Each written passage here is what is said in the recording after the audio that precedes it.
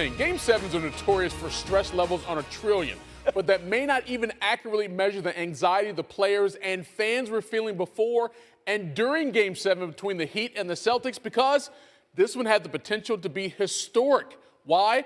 Well, Miami was trying to become the first team, trying to avoid, I should say, losing a 3-0 series lead in a best-of-7, and Boston trying to overcome a 3-0 deficit. First play of the game, Jayson Tatum misses the shot, but that's not what's important. He sprains his left ankle right there, and that clearly was an issue in this game. More on that coming up in a moment. But if Miami was going to win this game on the road, Jimmy Butler is going to have to be better than his 5 for 21 performance in Game 6. Gets out in front for the bucket there. And then less than a minute to go in the quarter. Jimmy, through traffic, off the glass, 18-6 run by Miami to end the quarter. They were up 7 after 1. We go to the second quarter. It's a 12-point lead. Caleb Martin, he had 21 points in Game 6. Here, corner wide open. He says, y'all better hang on tight because I'm going to be balling like this for the rest of the night. He had 14 at the half. Heat up 15 here. Turnover. Tatum the other way for the layup, but clearly still in pain. You can tell he's playing through it, but it's what you got to do in a Game 7. Buck 40 to go before the half. Butler, corner, bucket. Heat shot 8 of 16 from 3 in the first half. Celtics only 4 of 21, and Miami, John, had an 11-point lead at the break. You take a look at the numbers right there. Hot shooting obviously was the key in the first half. Heat picked up 24 points from beyond the arc. 50% shooting. Celtics struggled missing their first 12 shots from deep, finishing the half just 4 for 21 on those threes. All right, as you mentioned, Heat 11-point head start to start the third, and immediately they bulged that lead to 16. Heat have won 41 straight playoff games when leading by 10 or more. Derek White gets in the lane. So the 16-point lead, we get it down to 8 after the free throw. Might be a little hope, a little juice in the building. Although a few minutes later, they're down 13. Off the miss, Jayson Tatum gets that one to go. Boston, 9 of 42 from 3. They just plain shot it terrible. Jimmy Butler. Well, this has been his entire postseason. We need a big bucket. I got it. We're back up double digits. Heat, the lead's only 7. Here's Caleb Martin for 6 from deep in this one. And again, we're at 10. Next time down the floor, Martin. Where is he? Baseline, waiting, turnaround, so soft. Butler and Martin combined for 42 points through 3 quarters. The Heat by 10. So the Celtics made up a point. We go to the fourth. You know that thing where Steve Levy says in the NBA, everybody makes a run? Yes. Yeah, he's not telling the truth. Fourth quarter, 10, give me more. Martin finishes with 26 points. Look at Kevin Love enjoying things from the bench. It's a 15-point lead. We get a turnover. Jaylen Brown, 8 turnovers, most by a Celtic in a playoff game since Larry Bird in 1981. I mean, that's usually good company, but in this case, not great company. And the slam all up in there with 2 hands from Jimmy Butler. Bam Adebayo, great pass. Duncan Robinson's cutting, and then he's listening. He's taunting. Heater up 18. Give me a little more here. Butler's going to finish off a 28-point night.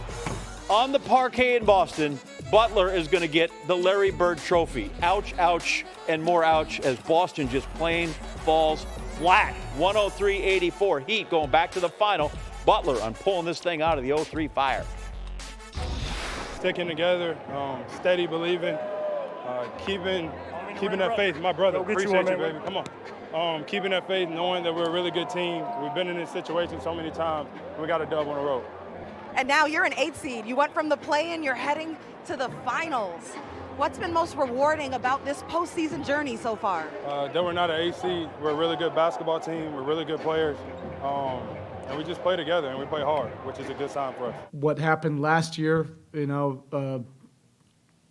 obviously was on our mind, and it drove us this year. And that's what you always hope for competition, that it can drive you to a higher level. And I think that's what you saw in this series this year, to be able to have to overcome a lot of stuff.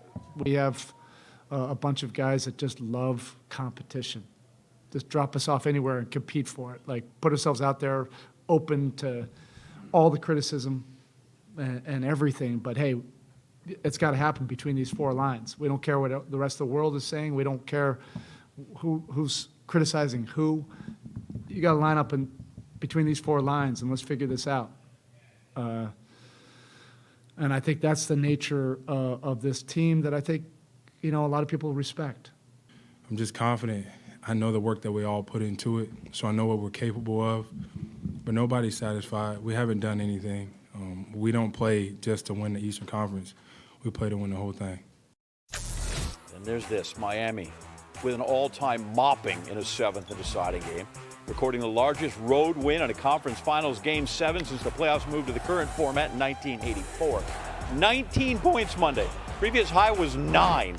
Heat become just the second 8 seed to reach the NBA Finals since seeding began in '84. They joined the '99 Van Gundy Knicks.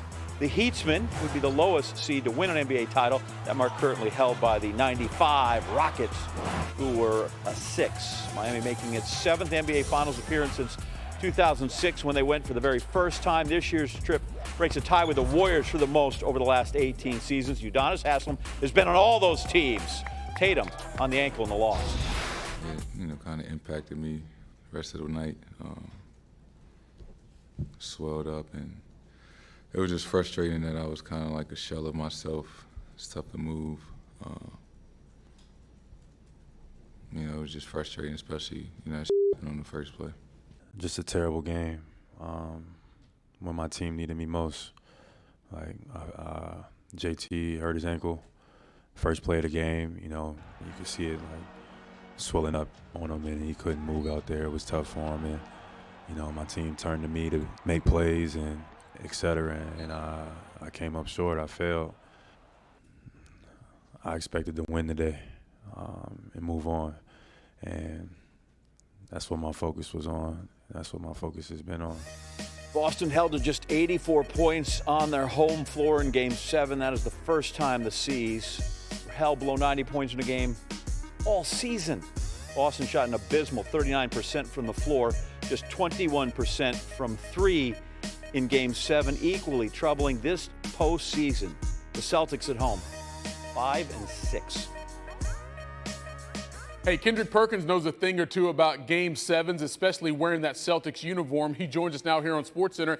And look, KP, you could say that this series may be remembered more by the Celtics losing it than the Heat winning it. But I want to start where credit is due, and that is in Miami.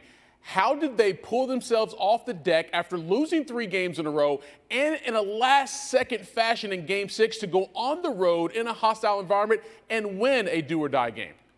It's called leadership, Yves. That's what it's called. And when you have the best coach in basketball and Eric Spoelstra, and he talk about how they believe, and you heard him after Game 6 talking about he wished they could play tomorrow or it could start right now. He believed that.